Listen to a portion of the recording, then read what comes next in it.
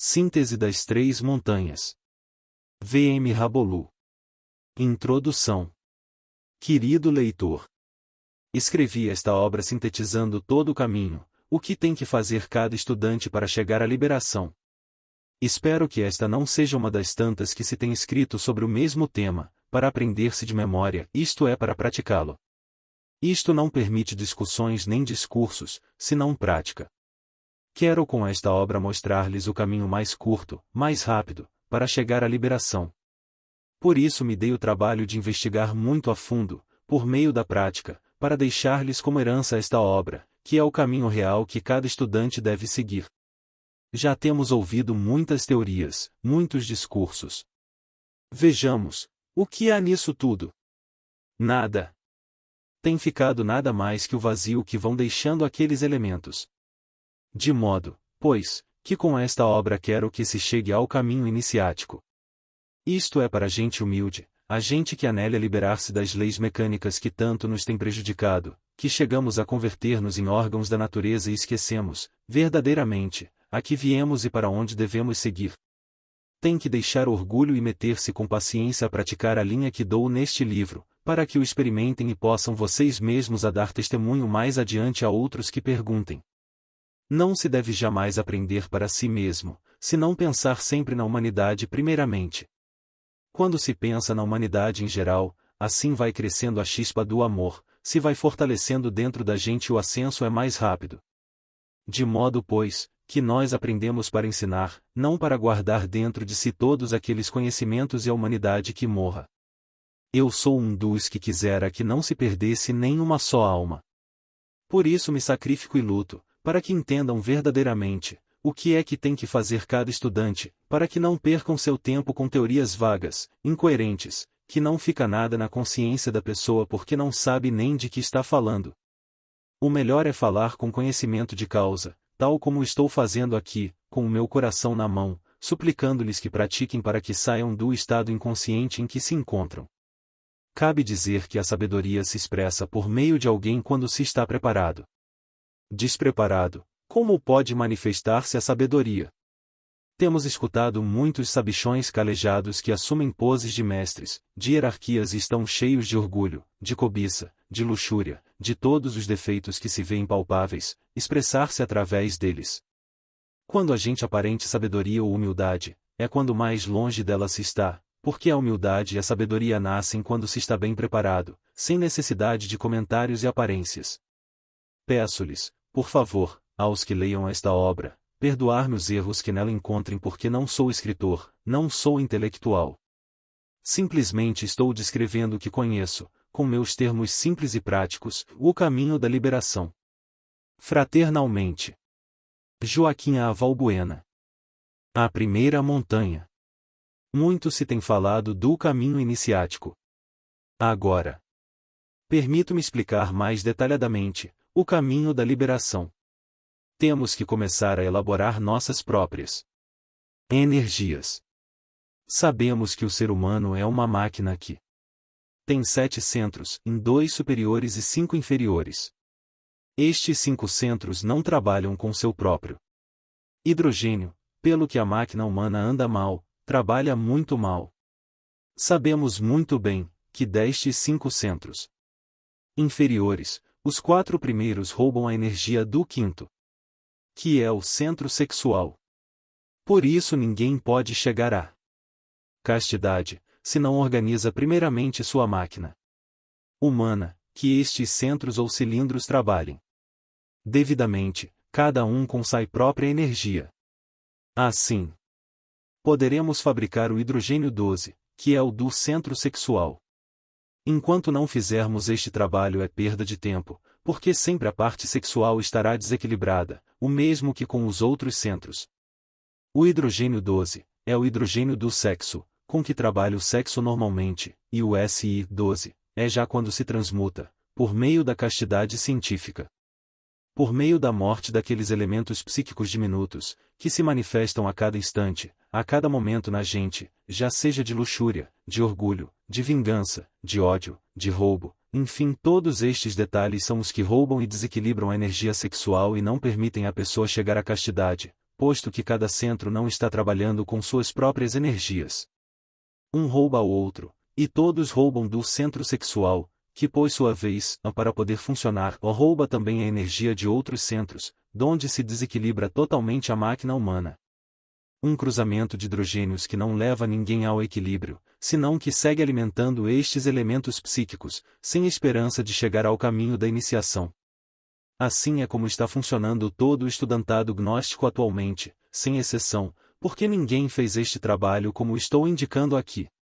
Quem quiser chegar a equilibrar sua máquina humana, deve iniciar pela eliminação de qualquer detalhe que se manifeste, por menor que seja, pedindo à sua Mãe Divina a eliminação. Assim é que vamos equilibrando a máquina humana, para, verdadeiramente, lograr nosso fim que é o caminho iniciático. Durante o dia manifestam-se todos esses elementos psíquicos, que são os que alimentam ao ego. Com este tipo de morte se vai classificando a energia para cada centro, até que fiquem trabalhando normalmente. Podemos então elaborar o SI-12 por meio da transmutação, que é o que nos permite entrar pelo caminho iniciático, despertar o fogo sagrado e começar a ascender pela primeira montanha. Quando se começa a trabalhar com a morte, tal como tenho ensinado e explico, vêm as mudanças da energia no discípulo. Inicia-se com o mercúrio negro, segundo o branco, terceiro o amarelo, e o quarto, o vermelho. O vermelho já é o fogo sagrado. Desperta e inicia a ascensão pela medula espinhal. Este é o princípio do trabalho que temos que realizar. Não há outro caminho para iniciar a primeira montanha, ou o trabalho esotérico. Podem buscar por onde queiram, se não iniciarem por aí, não começarão o trabalho. Aqui morrem as teorias, e os fatos são os que levam o discípulo adiante. De modo, pois, que aqui são fatos e não palavras. Os discursos são muito bonitos, porém, com os discursos ninguém sai de onde está. Com paciência se consegue tudo o que se quer, e é lógico que o caminho é difícil, porém não é impossível. O VM Samael falou de tudo isto, nos ensinou, lutou, porém ninguém quis a prática, a obedecer o que o mestre Samael nos indicou em todas as suas obras, senão o que o converteram em puras teorias, discussões, que aquele sabe mais que o outro e assim sucessivamente. Converteram-se em um bando de papagaios, falando do que não conhecem. As provas para entrar na iniciação. Entre as provas a que está submetido o discípulo, esta primeiramente, a prova do guardião, onde tem que enfrentar sua própria besta que criou através dos séculos. Segundo, é submetido o aspirante às 4 provas, em fogo, ar, água e terra. Em sua devida ordem. Advirto que a prova do guardião a que faço menção submete-se a alguém pela primeira vez, se não passa, uma segunda, uma terceira e na quarta já se vai o aspirante, se não passar. As provas dos 4 elementos são repetidas ao estudante muitíssimas vezes. Não importa que as tenha passado, sempre vão aplicando-as, pois com estas provas dá a nota, como caminha aqui no físico. Porém, isso não é tudo. Depois dessas 4 ou 5 provas, segue uma série de provas que vêm em cima da gente, provando-se o orgulho, a vaidade, a luxúria, o ódio, etc. Enfim, toda uma série de provas, porém este processo é longo, não é de 1 ou 2 dias, ou se já lhe aplicaram uma prova não vai aplicá-la mais, não senhor, voltam a aplicá-la. Esta é uma disciplina contínua que deve dar-se ao estudante diariamente, para poder sair bem nessas provas que no regular são pequeníssimas, que são mais difíceis de passar, o sentimentalismo, o apego aos bens materiais, a família, etc. Nisto deve polir-se, haver compreendido muito a fundo, para poder sair bem no interno, do contrário perde tudo, e aí pode estancar-se até nova ordem, até que corrija. O ascenso pela primeira montanha. Quando alguém trabalha com o hidrogênio SI-12, despertou seu fogo sagrado, iniciou a ascender a primeira montanha, já é aceito como discípulo. Lembre-se, querido leitor, que a primeira montanha são as iniciações de fogo, onde, de acordo com o trabalho psicológico que o discípulo vai realizando, vai acendendo o fogo sagrado com maior rapidez. De modo, pois, que isto deve ter equilíbrio entre a morte e o nascimento, se é que quer verdadeiramente avançar pelo caminho, porque esta energia, ó o fogo sagrado, acende de acordo com os méritos do coração. Um egoísta demora muito tempo, 3 vezes mais, para acender o fogo, posto que é uma pessoa que quer tudo só para ela, e não ensinar aos demais. Ou seja, que não lhe importa a humanidade e é o principal que deve ter um iniciado, ter em conta que se ele quer salvar-se, deve lutar para salvar aos demais, para que não fracassem. Isso se chama amor. Na primeira vértebra conquistada se recebe a espada, uma espadinha pequena, bainha branca, que de uma vez deve pô-la no cinto, porque a loja negra virá por cima dele, abrigar, a quitar essa vértebra que se ganhou, e com essa espada deve defender seu trabalho, porque lhe custou. As magas negras chovem aos montões, física e internamente, empenhando-se em roubar o fogo que se ganhou. E à medida que vai subindo o fogo, vai aumentando a espada, até que encarna o seu íntimo, aqui já vem a ser a espada flamígera, a espada de mágicos poderes, que tem poder sobre a natureza. Quando alguém encarna ao íntimo, o colhe a lei dos 7, ou seja, que o íntimo a cada 7 anos vai se manifestando com mais força, mais sabedoria, mais esplendor, mais poder dentro de si, até chegar à idade de 42 anos. Não devemos nos iludir pensando que porque encarnamos ao íntimo vamos ficar com toda a sabedoria e toda a força, porque ele nasce como qualquer menino, e vai crescendo e expressando-se pela lei dos 7 até chegar à idade madura que são os 42 anos, e aí sim está em todo o seu esplendor. Quando se fala em anos, não se está falando em anos físicos ou tridimensionais, senão de anos esotéricos. Assim vamos ganhando vértebra por vértebra, vão despertando os chakras e as igrejas. O iniciado vai dominando os 4 elementos da natureza à medida que vai ascendendo, até que chegue à quinta de maiores, que é qualificado como homem autêntico. Na quinta iniciação de maiores é quando o iniciado escolhe o caminho, o direto ou o espiral. O caminho é escolhido de acordo com a revolução da consciência, se é uma pessoa passiva, escolhe a espiral, se é revolucionária, escolhe o caminho direto. Aquele que escolhe a espiral é porque não lhe interessa a sua liberação, e a espiral não há conselho a um inimigo, porque não chega nunca à liberação. De modo, pois, que convido aqueles revolucionários que reflitam e joguem-se o todo pelo todo. O caminho direto traz triunfos, pagamentos feitos pela hierarquia. Pela espiral não há triunfos, nem pagamentos nem nada. Quando se escolhe o caminho e escolhe o direto, é que vem a encarnar a tríade primária, que é Atman, Buddhi e Manas. Quando alguém fabrica o seu corpo causal, Manas, de fato se encarnam as duas forças superiores, e torna-se um iniciado de mistérios maiores. Fica convertido em um mestre de mistérios maiores, mistério do fogo, porém não há que confundir os mistérios do fogo com as iniciações de ouro, que são completamente diferentes. Faço esta aclaração para que todo aquele que leia esta obra saiba o que deve fazer primeiro, para iniciar a primeira montanha. Quando se encarnam estas 3 forças dentro do iniciado, converte-se em um grande mestre. Ao término dessa montanha tem direito a entrar numa capela redonda, muito bonita, onde pode dar-se um descanso e meditar, fazer uma recordação ou retrospecção de todo o seu trabalho que acaba de realizar. Isto é minucioso, porque aí há muita sabedoria para que o mestre a manifeste mais tarde, para logo renunciar a essa felicidade e empreender a segunda montanha.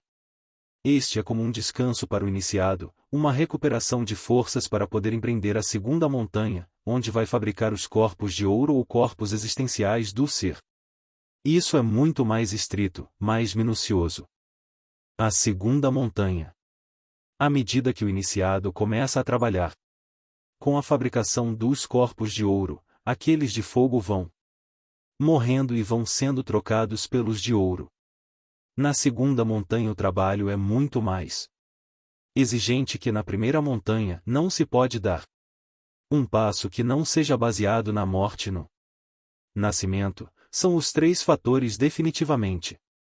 Quem, na segunda montanha, não estiver morrendo, não pode seguir adiante e não pode ficar estático, porque sobe ou baixa, e como não está morrendo, tem que baixar.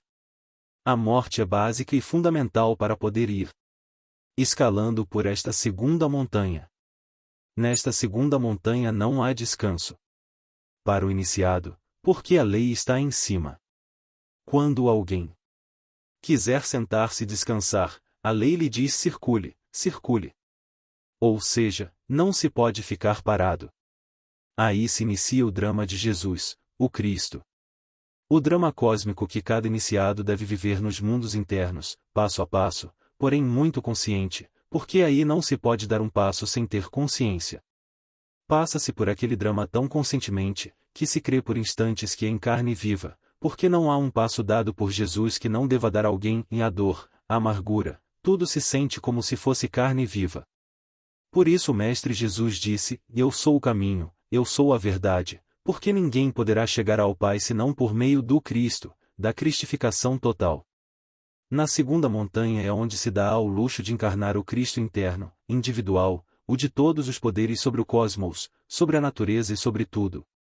Este menino é de uma figura belíssima, que não se pode explicar verbalmente porque a palavra desfigura. Também o colhe a lei dos 7.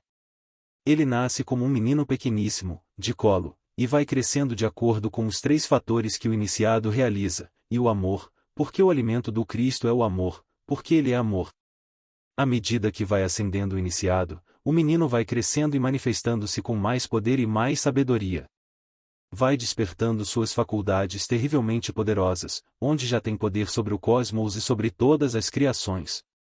Quando este menino se desenvolve, que se fabrica o corpo causal de ouro, é onde se recebe a autêntica iniciação venusta.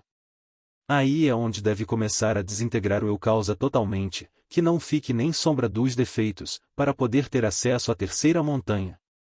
Por isso é que o iniciado tem que desintegrar o eu causa. Sem a desintegração do eu causa não poderá jamais pisar as portas do absoluto, porque pode haver encarnado ao Pai, Filho e Espírito Santo dentro de si, porém esse Pai, Filho e Espírito Santo ante o absoluto são mecânicos, não se pode penetrar porque o raio da criação está dividido em 3 leis, o que não lhe permite entrar no absoluto. Por isso se diz que Deus mesmo deve morrer, porque ao haver encarnado, esse iniciado, as 3 forças superiores, Pai, Filho e Espírito Santo, é um Deus, capaz de criar por meio do Verbo, porém como ante o absoluto são mecânicas, ele deve passar por uma grande morte mística para pode fundir essas leis numa só. A terceira montanha. Como lhes dizia, a terceira montanha é a morte mística de 2 leis, para fundirem-se numa só. Estas se chamam as iniciações de luz. Este já é um iniciado de luz. Porque eliminou o eu causa em sua totalidade, porque o iniciado teve que eliminar o eu causa em 100%. Então converti-se no filho muito amado do Pai, um filho da luz. Aquele que chega a esta etapa da cristificação total se converte em um filho de luz e do amor, porque é uma força universal e cósmica, consciente a todo instante e a todo momento, sem perder a individualidade. Estes são os filhos da luz, aqueles que chegam a cristificar-se totalmente, que não têm mancha, nem por dentro e nem por fora, nem sombra sequer de ego. Aí é quando pode regressar ao seio do Pai, cheio de felicidade absoluta e com plena liberdade, porque é uma liberdade autêntica. Chega-se à imortalidade, onde pode conservar seus veículos sem estar sujeitos a leis nem ao tempo. Por isso Jesus tem seu corpo físico, todos seus corpos existenciais do ser, fora do tempo. Não tem nada a ver com o tempo com esses veículos porque sempre estarão jovens e com eles queira transformar, porque tem o poder da ubiquidade. Por isso o símbolo do grande sepulcro e a grande cruz, com sua coroa repleta de pedras preciosas, vivas, que é a culminação total da terceira montanha. O símbolo do sepulcro é o símbolo de quando morrem as 2 forças para nascer como unidade. Então o símbolo do sepulcro ou do ataúde é pela morte que deve passar o iniciado, para logo crucificar-se como um Cristo e colocar-se a grande coroa, que simboliza a coroa de Rei dos Reis. Das 2 leis, uma é absorvida e fica unido à grande lei, conectado ao absoluto diretamente pela grande lei. Esse é o símbolo dos astecas, a águia tragando a serpente, para chegar à unidade, à liberação total. O absoluto ao pode ser descrito, porque é de onde depende a criação, tudo o que existe. Está livre de leis, porque é a grande lei. De modo, pois, que tudo sai e volta ao absoluto e as monadas saem inconscientes, e ao realizar o trabalho que faço menção nessa obra, tem que regressar com 100% de consciência ao absoluto, formando parte da grande consciência e a gozar dessa felicidade absoluta. Para ter direito a ficar no absoluto definitivamente, o iniciado tem que ter deixado um discípulo no caminho, já trabalhando, para poder dar-se ao luxo de desaparecer. Enquanto não deixe um discípulo ou um iniciado que tenha escolhido o caminho direto e esteja fazendo sua revolução da consciência com os 3 fatores, não pode entrar no absoluto para ficar definitivamente, apenas tem que entrar e sair. Por isso o mestre Samael se deu ao luxo de desaparecer desta humanidade, porque deixava a mim. Se não tivesse sido assim, o mestre estaria aqui conosco fisicamente, trabalhando e lutando. Não dou mais detalhes nesta obra, porque o discípulo tem que, por si mesmo, descobrir os triunfos, os pagos e todos os prêmios que a hierarquia vai lhe dando por seus grandes sacrifícios. Conclusão final. Esta será a última obra que se escreve aos irmãos da Senda, porque não se vão a escrever mais. O mestre Samael esgotou sua vida chamando-nos, mostrando-nos o caminho, e perdeu seu tempo, posto que até agora não há ninguém que tenha, verdadeiramente, iniciado o caminho real. Digo que esta é a última obra, porque este é um chamado que faço a todo o estudantado gnóstico para que deixem de teorizar, de discursos ao ar e metam-se a trabalhar, porque o tempo é demasiado curto para seguir no que se está, sem fazer nada. O tempo do fim-se a cerca a passos gigantes. O primeiro sinal se está cumprindo, que é quando a lua se divide em 2 pedaços, e isso já entrou em ação. A lua já está partindo-se.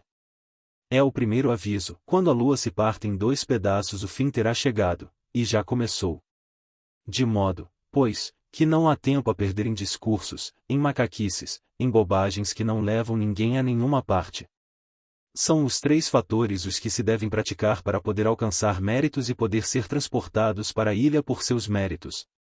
O segundo sinal, já para o fim, é quando apareça o 5º anjo do Apocalipse, que fará chover fogo sobre a terra. Muitos rirão e pensarão que eu estou assustando. Não sou um mete-medos, estou falando conscientemente o que conheço. Não estou falando teorias vagas, sem fundamento. Fala a minha consciência. Quando saia o 5º anjo com sua espada, fazendo chover fogo sobre a terra, estará com ele a grande águia, pronta para o ataque. Com suas garras destroçará todo aquele maligno que encontre pela frente. Ninguém escapará. Somente aqueles que tenham trabalhado com os 3 fatores terão a oportunidade. Pensava-se que isto demoraria muito tempo, não. Estamos sobre o tempo. De modo, pois, que este é um chamado que faço a todo o estudantado, para que deixem de lutar uns contra os outros e ponham-se a trabalhar seriamente, como faz um verdadeiro gnóstico. Chamado especial às damas gnósticas. Vendo e analisando profundamente o caso das mulheres, dirijo-me a elas com o fim de sacá-las desse estado ou desse complexo em que se encontra a mulher de hoje em dia. Resulta claro e preciso que a mulher, ante o varão, não é deficiente em nenhum sentido. É o complemento do varão, e o varão por sua vez é o complemento da dama. Por isso se unem casais, para criar. De modo que o complexo das mulheres é porque nós, os machistas, o criamos através dos séculos. Equivocadamente dizem que a mulher é lunar e que o homem é solar.